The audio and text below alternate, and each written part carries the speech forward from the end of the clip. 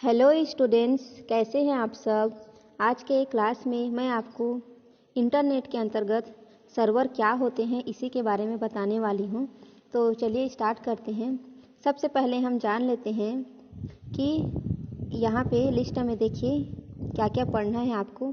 Web server क्या है, server जो है कैसे काम करता है, सर्वर के प्रकार कौन कौन से हैं, जैसे यहाँ वेब सर्वर्स, ईमेल सर्वर क्या है, फाइल सर्वर, एप्लीकेशन सर्वर क्या है, ऑडियो वीडियो सर्वर क्या है, चैट सर्वर क्या है, fax server, FTP server, groupware server, IRC server, list server, mail server, news server, proxy server और टेलनेट सर्वर।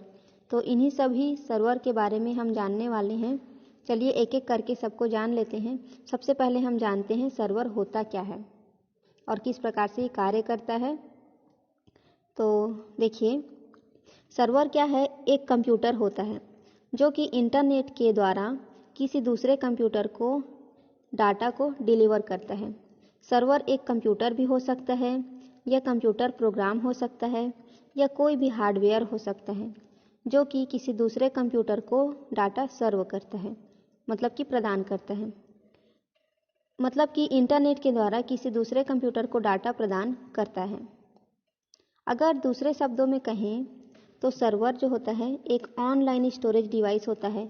मतलब कि इंटरनेट पर एक स्टोरेज डिवाइस होता है जो कि ऑनलाइन होता है, जो किसी भी डाटा को एक जगह पर स्टोर करके रखता है और इंटरनेट के द्वारा पूरे वर्ल्ड में किसी दूसरे कंप्यूटर में उस डाटा को शेयर करता है। सिंपल शब्दों में समझें तो यदि आप इंटरनेट के हेल्प से सर्च इंजन, जैसे कि यहाँ पे सर्च इंजन कौन कौन से हैं, गूगल है, ठीक है, और भी बहुत सारे हैं। तो इन्हीं सर्च इंजन में आप कुछ सर्च करते हैं तो आपको जो डाटा मिलता है वो सर्वर के द्वारा ही प्रोवाइड किया जाता है। मतलब कि सर्वर के द्वारा आपको प्रदान किया जाता है, जो कि एक कंप्यूटर में स्टोर रहता है। और जब आप उस डाटा को एक्सेस करने के लिए कुछ कीवर्ड, अपने कीबोर्ड से कुछ शब्द टाइप करते हैं तो आपके कीवर्ड के हिसाब से वो जो डाटा होता है सर्वर से उस डाटा को आपके पास सेंड कर देता है। जब भी हम किसी कंप्यूटर में कुछ सर्वर प्रोग्राम इंस्टॉल करते हैं और फिर उसको इंटरनेट के द्वारा सभी जगह पर अवेलेबल करा देते हैं, उसे सर्वर ही कहा जाता है। कुछ सर्वर ऐसे होते हैं जो कि हमें 24/7 आवर्स डाटा प्रोवाइड करते हैं, मतलब कि 24 घंटे डाटा की सुविधा देते हैं। पर वो सभी सर्वर जो होते हैं कस्टमर के लिए उपलब्ध नहीं होते हैं।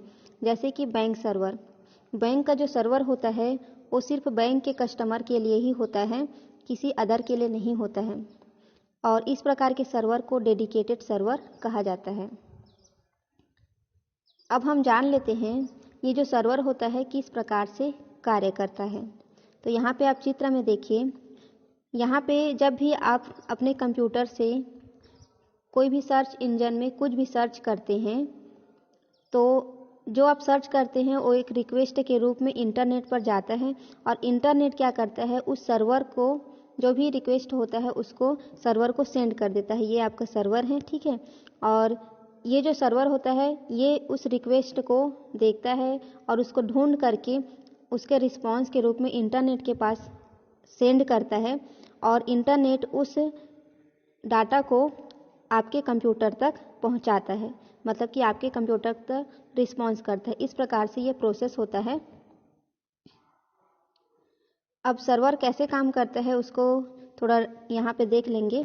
उदाहरण के तौर पर मैं आपको बताती हूँ। जैसे कि मान लीजिए आप YouTube में कोई भी एक वीडियो देखना चाहते हैं, तो आपने YouTube के सर्च बॉक्स में उस वीडियो का नाम लिखा और सर्च किया, तो ये एक रिक्वेस्ट के रूप में उत्पन्न हो जाता है। और ये रिक्वेस्ट जो होता है इंटरनेट के जरिए YouTube के सर्वर पर चला जाता है, जहाँ उसका जो सारा डाटा होता है स्टोर होकर रहता है। वहाँ पर सर्वर आपके द्वारा रिक्वेस्ट किए गए वीडियो को ढूंढकर उसका डाटा आपके डिवाइस पर भेज देता है, जिसकी वजह से आप वो वीडियो देख पाते हैं। तो इस प्रकार से ये सर्वर कार्य करता है। इंटरनेट से हम जितने भी काम करते हैं, जैसे कि कोई फाइल जो होता है डाउनलोड करते हैं, या किसी प्रकार का ब्राउजिंग करते हैं, या मतलब कुछ ढूंढते हैं, खोजते हैं, या मेल भेजते हैं, या सोशल नेटवर्किंग साइट का इस्तेमाल करते हैं। सोशल नेटवर्किंग साइट मतलब हो गया फेसबुक, व्हाट्सएप, इंस्टा, ये सारे। इसके अलावा हम जितने भी काम करते हैं उन सभी चीज़ों में सर्वर हमारी मदद करता है और हम तक डाटा को पहुंचाता है। तो इस प्रकार से आप इंटरनेट पे जो भी ढूंढते हैं वो सर्वर के माध्यम से आपको मिल जाता है। Types of server. अब सर्वर के कौन कौन से प्रकार हैं उसे जान लेते हैं। यहाँ पे सर्वर के कुछ प्रकार के नाम दिए गए हैं, चित्र में देखिए, जैसे कि web server, email server, fax server, FTP server, news server, internet relay chat server जिसको आईआरसी सर्वर बोलते हैं, streaming server, application server, proxy server, database server, telnet server, file server, list server और ग्रुपवेयर सर्वर। तो इन्हीं सारे server के बारे में अभी हम जानने वाले हैं। चलिए एक एक सर्वर को जान लेते हैं। तो सबसे पहले देखेंगे वेब सर्वर। वेब सर्वर से इंटरनेट और बहुत सारी लिंक या वेबसाइट अटैच रहती हैं, और साथ ही सर्वर किसी न किसी तरीके से वेब ब्राउज़र से भी लिंक रहता है, मतलब कि जुड़ा हुआ रहता है वेब ब्राउज़र से। जब कोई यूज़र किसी भी प्रकार की वेबसाइट को देखना चाहता है तो वो एक रिक्वेस्ट सेंड करता है। तब ब्राउज़र क्या करता है, ब्राउज़र का काम होता है वेब सर्वर से यूज़र को कनेक्ट करने का रहता है, और वेबसाइट का डाटा HTTP के माध्यम से यूज़र के सामने ओपन हो जाता है। तो इस तरीके से वेब सर्वर काम करता है। नेक्स्ट है ईमेल सर्वर। जब आप कोई मेल भेजते हैं एक जगह से दूसरे जगह पे, तो उसको ईमेल सर्वर के माध्यम से भेजा जाता है। तो ईमेल सर्वर का काम होता है सर्वर मैसेज को एक स्थान से दूसरे स्थान पर भेजने का कार्य। या फिर हम कोई भी ऑनलाइन मैसेज सेंड या रिसीव करते हैं, ये कहीं ना कहीं वेब सर्वर पर स्टोर करके रखते हैं।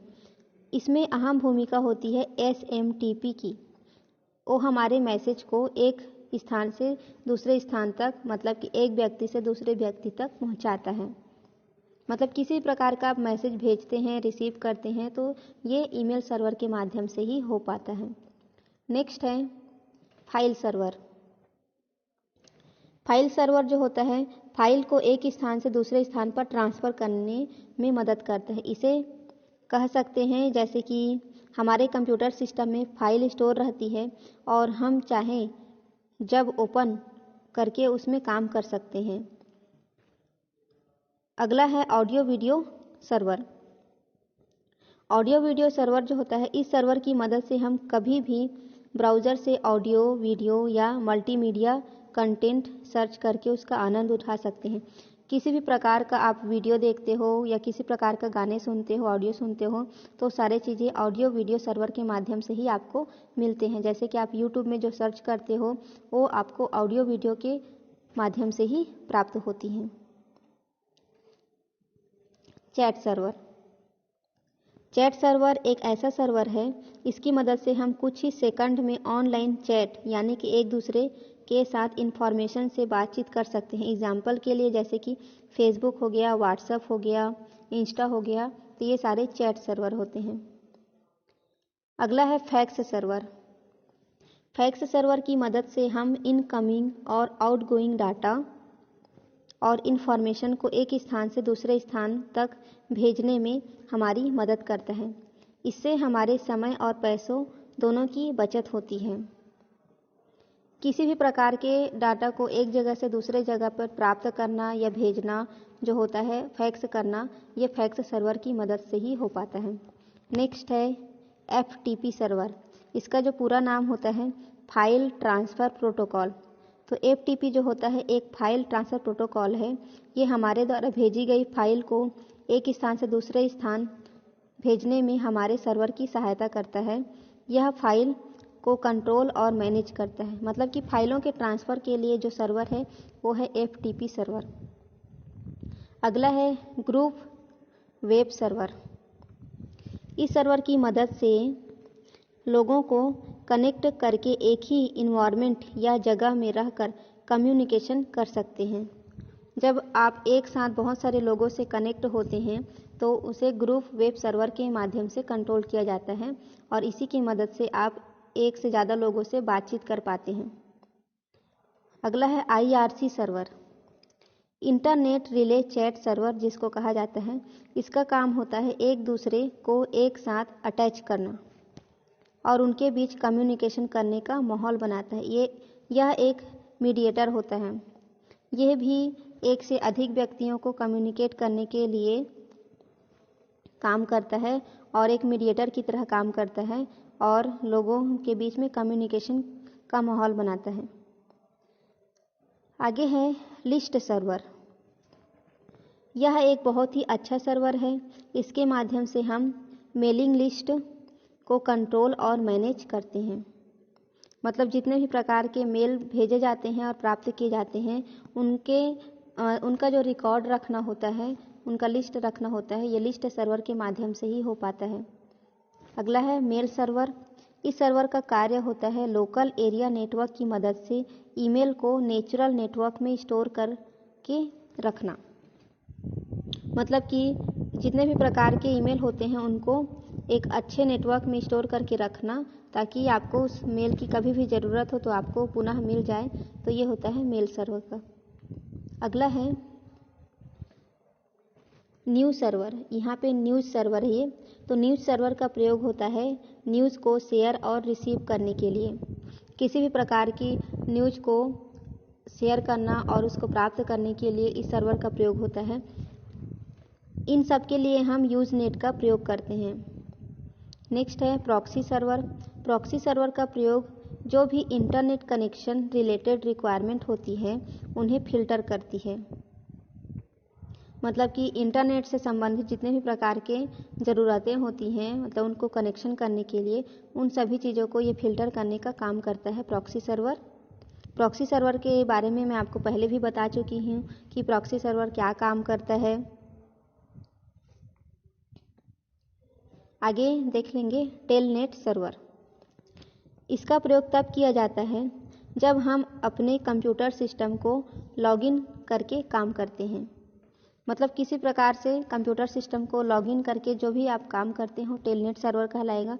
टेलनेट सर्वर के बारे में भी मैं आपको बताई हूँ कि आप अपने कंप्यूटर से किसी दूर स्थित कंप्यूटर पे जा कर के उस कंप्यूटर पे कार्य कर सकते हैं लॉगिन के माध्यम से।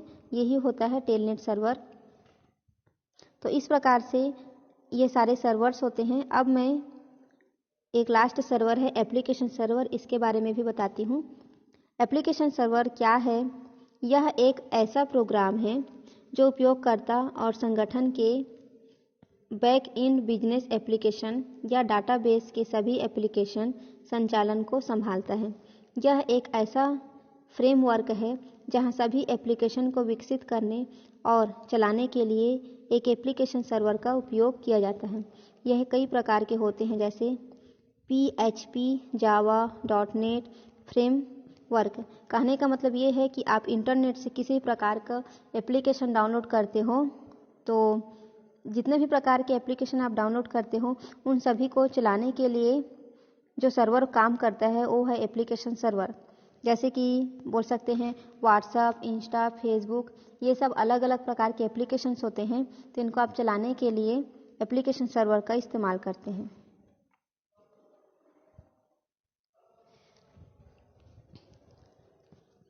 तो इस प्रकार से ये सारे सर्वर्स हो गए। अब आज का वीडियो यहीं पे समाप्त होता है और आप लोग इसी प्रकार से पढ़ाई करते रहिए और नोट्स बनाते रहिए। Thank you.